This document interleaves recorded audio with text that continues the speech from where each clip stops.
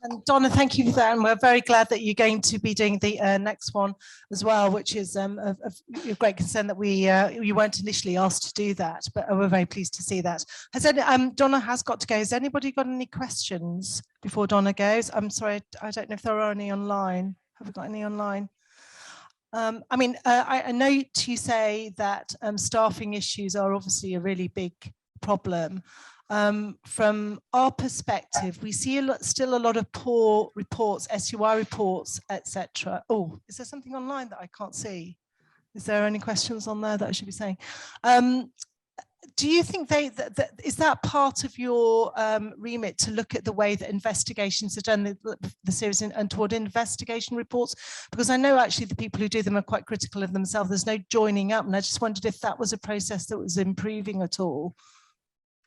Yeah, if that's a question for me, yes, we did look in depth at governance, system structures and processes in Shrewsbury and Telford Trust, and we came up with a number of immediate and essential actions for that.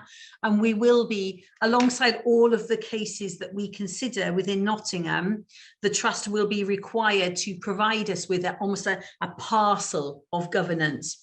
And of course, the good news about the Nottingham review is that there is essentially no close date. We will continue considering cases up to 3 months before publication, so that we are then able to give the Trust and NHS England an accurate response as to, has this service improved now? Is it safe now?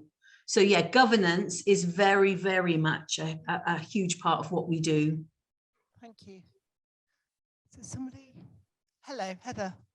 We've got a midwife here has a question.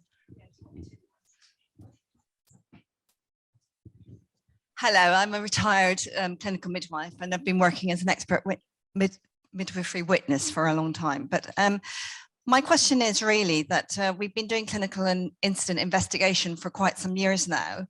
There has been a lot of lack of joined up thinking. There are huge variances in the investigations, and you indeed and your team have been doing many investigations, I know. But as an expert witness, what I'm seeing now is that the defendants are not accepting the findings of your investigations.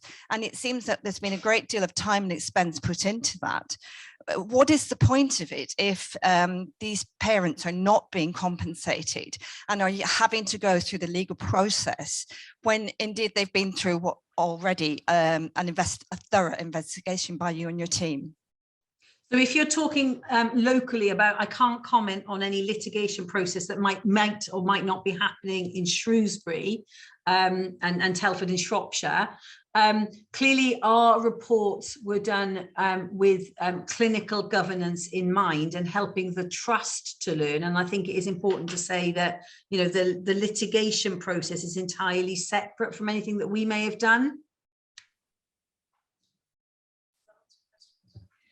Well, it does answer my question. I guess what I'm trying to say is that the parents and families have been through a great deal of trauma and continue to carry disabled problems without recompense. And it seems that we need to look at joining the two processes up so that it's far more streamlined and not overlapping. Yeah, I mean, again, I can't comment on any litigation processes. What I can say is that it was my privilege to meet with hundreds of families face to face, hundreds upon hundreds of families, and then with my team following the completion of the Shrewsbury report, and again another 120 plus families, I think, of those who had you know, the most serious deficits in their care. And yes, I do recognise that the burden, all kinds of burdens that the families carry, you know, as a result of what happened to them, you know, in that trust, is huge. I do absolutely recognise that. I think that's evident, Donna. And I think there's the HSIB and also the ENS scheme, but I won't comment on that. Next, we've got, sorry, is there anybody else? Oh, hello, another midwife.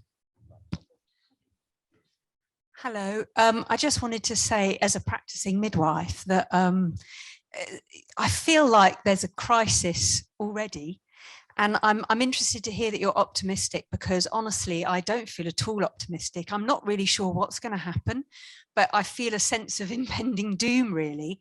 I've never, ever seen I've been working nearly 30 years as a midwife, a situation like this. And I'm not sure if if you think there's a political will and that's what's going to change the situation. But I think that people don't actually realise quite how dire the situation is. I mean, there's literally every day another email saying there's another vacancy. It's actually terrifying to see. So I guess my optimism comes from the fact that everyone is now, speaking with one voice. So we've got the RCM and the RCOG speaking together on the workforce issue within maternity. And, I use that phrase, consuming our own smoke. And what I meant by that was that for years, maternity services could not get their voices heard. But I do recognise, and I talk to midwives and doctors on the ground pretty much every day of the week, that the staffing situation that we have at the moment is untenable. And I think what I would say to midwives and doctors on the ground is you must raise concerns. And if you get as far as your head of midwifery or your director of midwifery and you're not heard, you have to go onwards and upwards. The board has local accountability for the safety of your maternity services, and you must use those avenues open to you.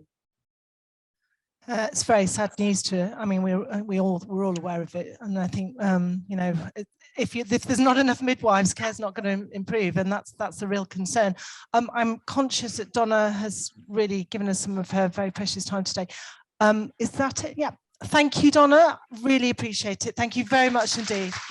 Thank you. Thank you for inviting me.